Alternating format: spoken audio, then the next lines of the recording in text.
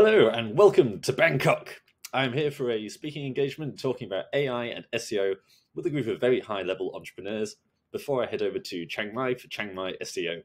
My strategy for digital PR, where you can basically get really powerful backlinks for free from local news publications. It could work for national publications as well, but in reality, I think most of us, when we try out digital PR, we're all trying to pitch the really big names, and of course, we get no response, we get disheartened, and we move on and forget about it.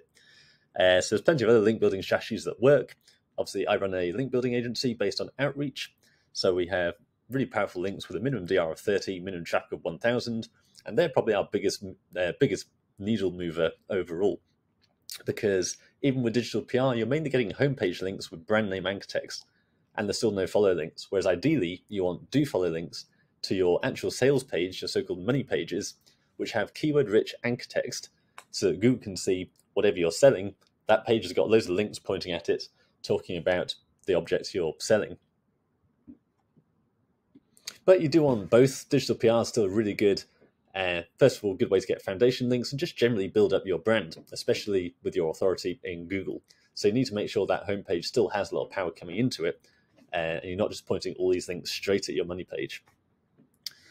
So the tactic I outlined in this video is basically, by pitching local newspapers, they still have a lot of authority, and there's a lot of them, and yet generally they're quite desperate for content. Loads of them are using banner ads, and therefore they're basically just desperate to get as many clicks as possible. So if you come along with free content, then it's quite hard for them to say no, especially if it's valuable content. So in this video, I basically outline how you can use ChatGPT to basically take some data and craft a story that actually appeals to a journalist and appeals to an editor. If you've written the story for them, then there's very little reason they shouldn't just publish that right away and give you the link. But I've had a question on this video on how exactly do I submit a story to local news agencies. Now, the classic, more traditional approach is you use something like Cision or Nutcrack. And these are basically databases of journalists that allow you to reach out to journalists directly and tip them off. The issue with these tools is they are very expensive. So $10,000 per year. So great if you're a PR agency, but that's very limiting if you're a smaller brand. So I do actually have a cheaper workaround for these kinds of local news sites, and it's using Google Advanced Search Operators. Basically, whatever you put in quotation marks in Google, that page has to have those exact words in that order. So I put local news and submit a story. Let me zoom in a bit. So I go for local news in quotes, submit a story in quotes, and then I can scroll through and identify potential newspapers. So I use the Ahrefs Chrome extension. I am going to do a video on Chrome extensions. That's been a popular request. But by far and away, the Ahrefs Chrome extension is the one I use the most. And it tells me the DR of these sites. So I can quickly see localnews1.org. It's only a DR of 6, so I'm not really that bothered about that. On the other hand, it might be an easy link, so why not? But 51, 71. So you can see we're getting quite niche. Lower Cape News, Whitby News Times. Now, the point of this is you can, of course, find a local newspaper, go to their contact page and find the contact details that way. But you don't really know what their editorial process is. They might then say, no, you have to reach out to the journalist directly. It's all a bit clunky. That still works. It's perfectly valid. But as a starting point, it seems logical to me that anyone who has submit story as a page on their site, they're the kind of people, the kind of newspapers that are really keen to get content. They're really eager to hear from you. So if we just look at goodmorningwilton.com, you can see you can submit straight away on the front end. You can give them exclusivity if you want. So you can see all the information you're giving them is basically a ready to publish article. Normally, if you go to a contact page for a bigger newspaper, they'll normally say, give us your phone number, and you're basically just pitching an idea, and they'll then be in touch to craft the story. We don't want to mess around with that. We just want to get straight to it. What are the news websites that are happy to take our content and publish it within the same day?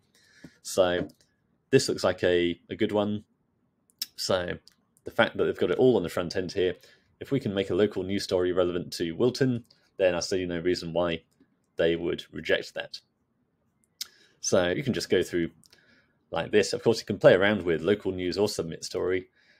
If there's a particular demographic we're targeting, what about New Jersey? Let's see what that does. Try New Jersey news just to make it a bit more relevant.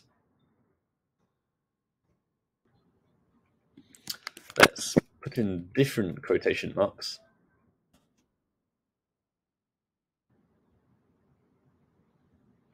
BG Daily News.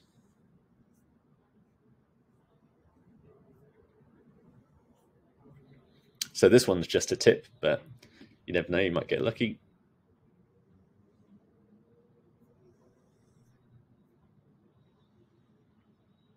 JH News and Guide.